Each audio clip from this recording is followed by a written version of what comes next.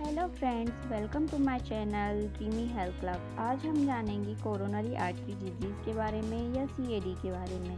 तो चलिए स्टार्ट करते हैं। हम स्टार्ट करेंगे इंट्रोडक्शन ऑफ सीएडी, फिर है symptoms of CAD, next causes of CAD and last में कॉम्प्लिकेशन ऑफ सीएडी। तो सबसे पहले इंट्रोडक्शन ऑफ सीएडी।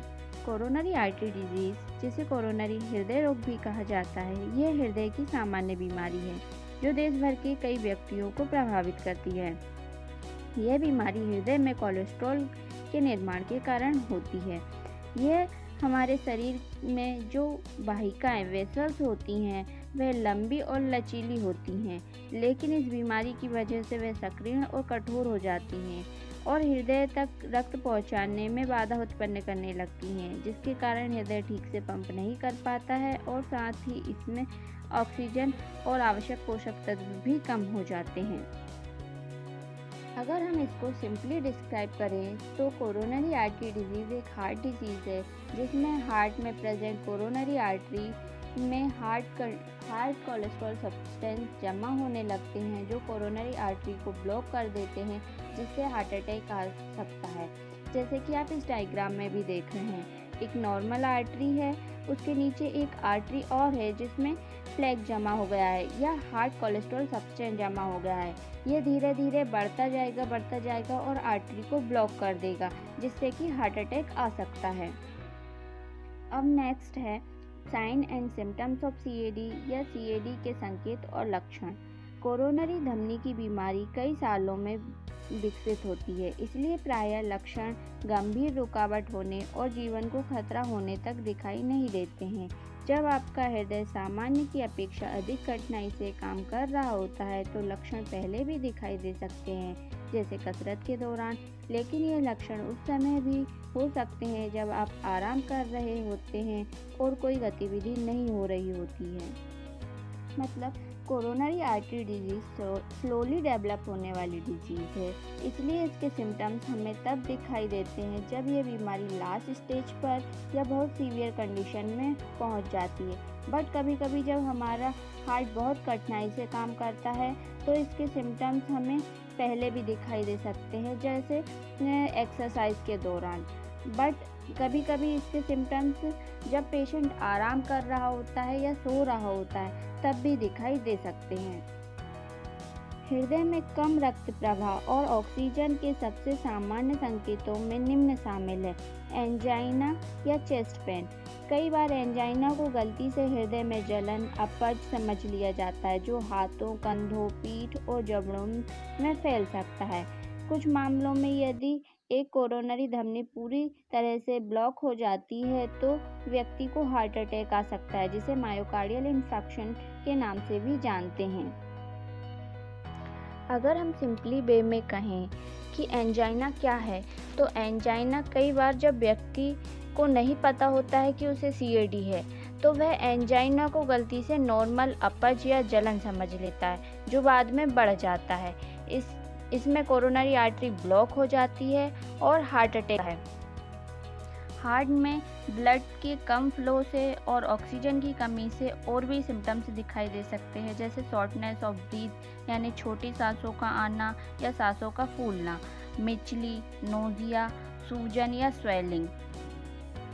फिर नेक्स्ट है, हालांकि एक हार्ट अटैक का सबसे सामान्य लक्षण छाती में दर्द या दबाव होता है, लेकिन महिलाओं में कुछ ऐसे लक्षण भी हो सकते हैं जिनका संबंध छाती के दर्द से नहीं होता है, जैसे गर्दन, जबड़े, पीठ, कंधे के ऊपरी हिस्से में दर्द, छाती या पेट के ऊपरी हिस्से में जलन, छोटी सांसें आना, अनियमित दिल की धड़कन, असामान्य और बिना कारण थकान, मिचली या उल्टी, सूजन या ठंडा पसीना।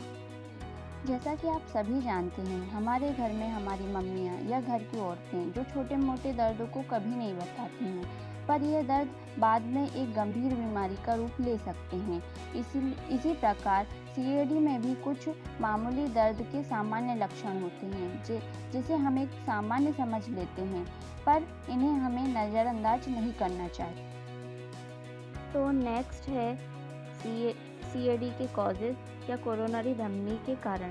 सबसे पहले है बढ़ती उम्र। 30 की उम्र बढ़ने पर बीमारी का खतरा बढ़ता है, क्योंकि दिल की धमनियां या आर्टरीज कमज़ोर और नष्ट होने लगती है। फिर नेक्स्ट है परिवार का इतिहास या फैमिली हिस्ट्री। यदि किसी व्यक्ति के करीबी रिश्ते में कोई बीमारी है, तो उस व्यक्ति में ऐसा होने की अधिक संभावना है। परिवार का इतिहास मुख्य कारणों में से एक है। यदि किसी के पिता, माता, भाई बहनों को 55 वर्ष की आयु से पहले कोरोनरी आर्टरी डिजीज़ का पता चला है, तो उस व्यक्ति को सीएडी होने की अधिक संभावना होती है।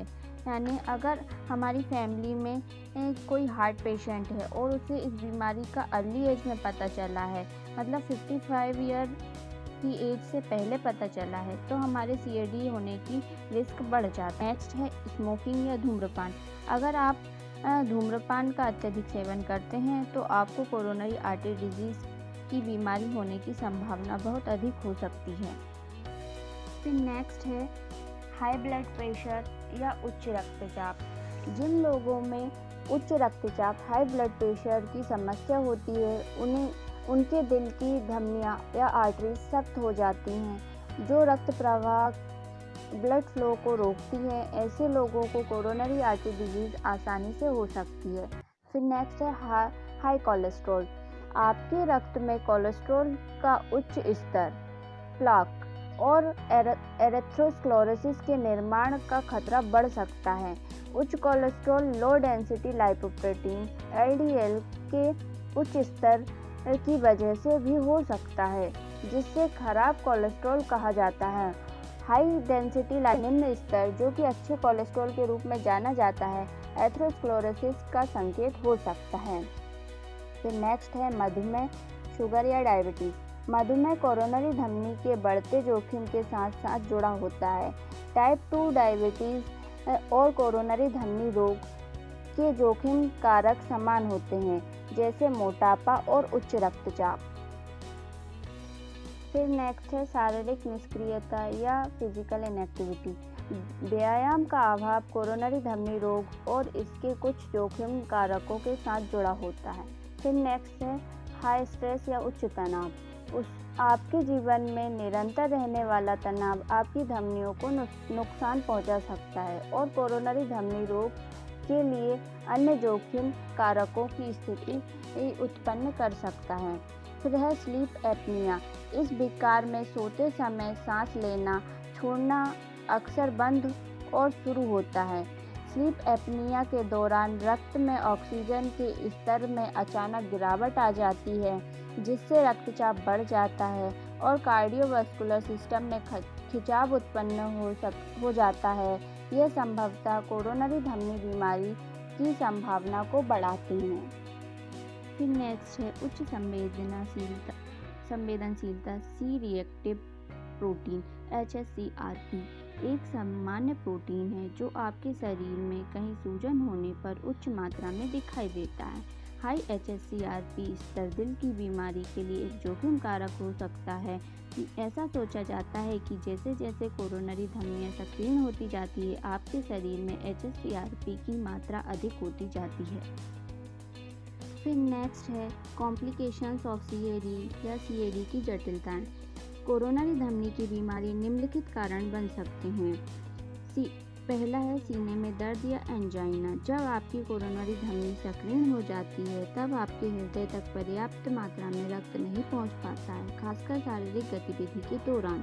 इससे सीने में दर्द, एंजाइना या सांस में तकलीफ हो सकती है।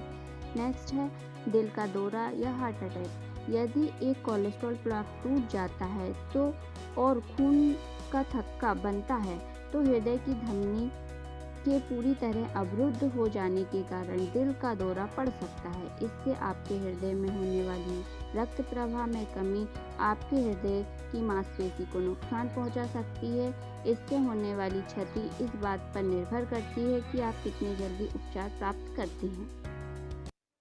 फिर नेक्स्ट है हृदय का रुक जाना या हार्ट फेलियर। अगर आपके हृदय में के कुछ भागों को रक्त प्रवाह में कमी के कारण ऑक्सीजन और पोषक तत्वों से वंचित रहना पड़ता है, या अगर दिल का दौरा पड़ने से आपका हृदय क्षतिग्रस्त हो गया है, तो ऐसी अवस्था में आपका हृदय बहुत कमज़ोर हो सकता है और शरीर की ज़रूरतों को पूरा करने के लिए पर्याप्त रक्त पंप नहीं कर पाता है। इस अवस्था को हृदय का रुक जाना या हार्ट फेलियर के रूप में जाना जाता है। फिर नेक्स्ट है दिल की धड़कन का असामान्य होना, एरिथमिया। हृदय में अपर रक्त की आपूर्ति या हृदय ऊतकों की क्षति आपके हृदय के विद्युत संवेगों इम्पल्सेस में हस्तक्षेप कर सकते हैं, जिससे हृदय की धड़कन असामान्य हो सकती है।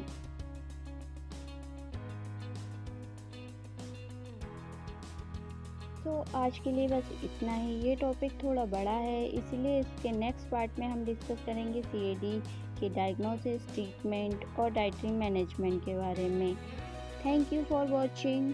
अगर वीडियो पसंद आया है तो लाइक कीजिए, और अगर चैनल को सब्सक्राइब नहीं किया है तो सब्सक्राइब कीजिए और शेयर कीजिए। Bye bye.